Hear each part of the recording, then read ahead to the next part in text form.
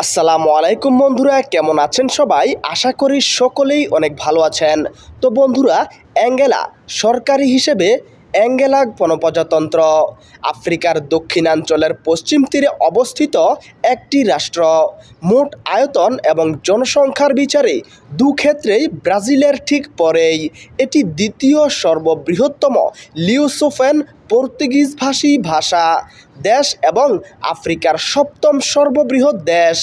এর দক্ষিণ সীমান্তে নামিবিয়া, উত্তরে গণপ্রজাতন্ত্রী কঙ্গো, পূর্বে জাম্বিয়া এবং পশ্চিমে আটলান্টিক মহাসাগর।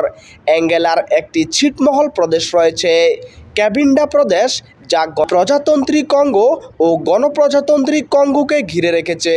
লুয়ান্ডা হচ্ছে অ্যাঙ্গোলার রাজধানী এবং সবচেয়ে জনবহুল শহর।